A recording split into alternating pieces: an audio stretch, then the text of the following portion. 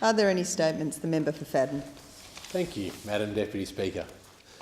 There are a few days in the national conscience where we stop and reflect and remember battles, wars fought and won. We remember soldiers, sailors, airmen and women who went and served. We think of Anzac Day on the 25th of April, we think of Remembrance Day.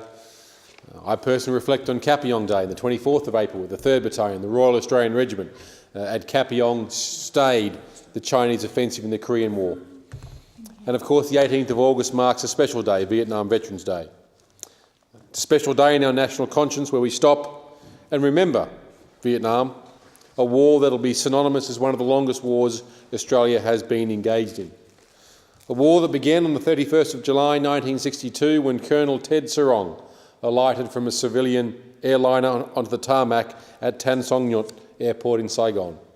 And 3 days later his unit arrived, a small group of 29 officers, warrant officers and engineers. Most infantry, some elements of engineer and signals. Specifically chosen for their task. More than half had served in Malaya and had been trained in the art of counter-guerrilla warfare. Indeed, the early days saw the Australian Army Training Team Vietnam. My old school sergeant, Warrant Officer Class 2 Jim Giedrich, who had fought in World War II, who had fought in Malayan emergency, in confrontation in Vietnam, and then of course fought with my old unit, the 3rd Battalion, in Korea. Vietnam would end on the 8th of December 1972.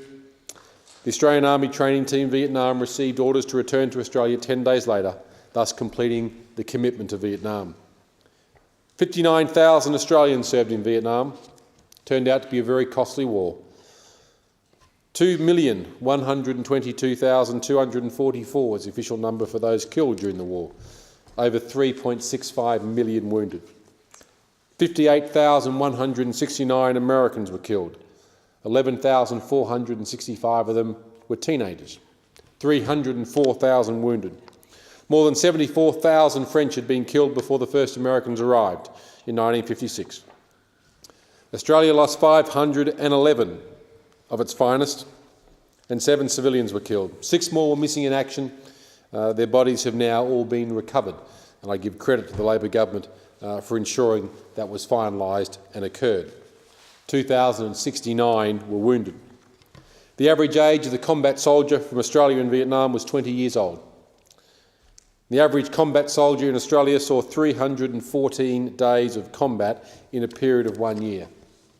That's a long time with a weapon in your hand. By comparison, the average Second World War soldier in the Pacific was 26 years old and saw, whilst it varied, about 40 days of combat in a period of a number of years. 444,000 North Vietnamese, over 220,000 South Vietnamese military personnel killed, and over 500,000 civilians. 2,590,000 Americans and over 59,000 Australians served in Vietnam.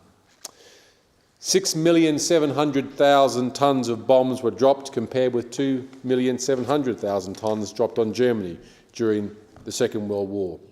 Vietnam truly was a destructive period of combat. It's left its mark on our nation, and I think it's seared into the souls of Australians that war indeed is hell. There will come a time when we'll beat our weapons into ploughshares, and that time will be welcome, but that time is not now. An effective diplomatic policy must be backed up by an effective force of arms. A nation must retain an effective deterrent in the form of combat of arms. We all pray that the articles of war are not used, that the machines of war are not rolled out, and that the men and women who fight those combat operations are not used. But alas, we find ourselves in this debate in the middle of combat operations in Afghanistan. But this year we stopped and paused and reflected and remembered. We considered the Australian Vietnam veteran community, as together we marked the 45th anniversary of the Battle of Long Tan, and of course the awarding by Her Excellency the Governor-General of the citation for those who served with D Company. All Australians owe a great deal to the men and women who fought in Vietnam, as we do for all those who fought for freedom. Freedom's not free. Someone pays the price. The price of eternal vigilance, of course, is what we pay for peace. We owe a great deal to those who fought in Vietnam and to their families who stayed behind and have borne some of the pain, the sorrow, the joys, the happiness, the tears from those who have returned from their service. As we mark this 45th anniversary of the Battle of Long Tan, it's appropriate to make special mention of the 108 men of D Company 6 RER, who fought off as many as 2,500 determined Viet Cong soldiers in the rubber plantation at Long Tan in Phuoc Toi province of South Vietnam on August 18, 1966. 18 Australians lost their lives in that battle and a further 24 were wounded. More than 245 enemy were killed in action, their bodies found on the battleground when fighting ceased. Hundreds and hundreds of more blood trails indicated the damage that Australia's combat fighters from D Company 6 RER had inflicted.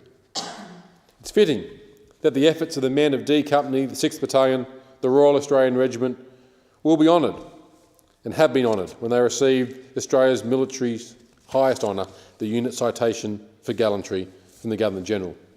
This award, many years later I acknowledge, is an important recognition of the decisive efforts of that battle. Never underestimate the horror of combat operations at the best of times, let alone in the teeming rain in the rubber plantation when you are outnumbered 20 to 1. Vastly outnumbered. Monsoonal rains driving mercilessly across you as you move forward.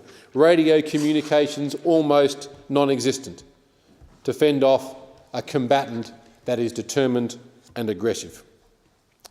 I think this country has dealt with the shame of those 15 years post-Vietnam where there was no recognition for their service. It is a stain in our nation's history. I believe the nation has dealt with it. I believe the nation has addressed it.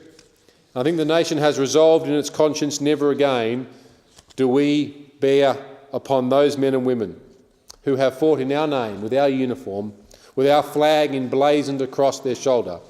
Never again will we not recognise their service and their sacrifice. I pay tribute here this evening to the families of the Vietnam veterans. You have endured so much. You have shouldered a burden many of us can never understand. Thank you for caring for those men and women who returned, in many cases broken and questioning why a nation hadn't embraced them as its sons and daughters. We won't forget the service and sacrifice of our Vietnam veterans, nor their families, and we resolve once again as a Parliament of people, as a representative of our nation, that the sacrifice of any Australian who serves on any theatre of combat sent by its democratically elected government will be recognised, will be remembered and will be embraced. We've learnt the lessons of our past. We acknowledge today the bravery and indeed the Anzac spirit which prevailed and which continues to prevail, even under the sometimes difficult circumstances of those who come back wounded and those who come back killed in action. Their bravery and the spirit in which they fought is forever forged in our memories. We've come a long way since 1972, when it all ended. I was 2 years old. We've had several welcome home parades. We've unveiled and rededicated, quite rightly, magnificent Vietnam Veteran Memorial in Canberra. We've issued the Australian Service Medal. We've seen the RSL and other organisations become safe havens for many Vietnam veterans who took on the office bearer roles when our World War II diggers passed the mantle.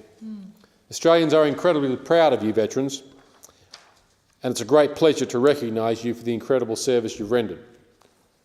And that's the great joy of Vietnam Veterans Day on the 18th of August. It gives us all as a nation an opportunity to honour the service and sacrifice of all that you have made. I still remember a tombstone in tombstone in Gallipoli, a very young soldier.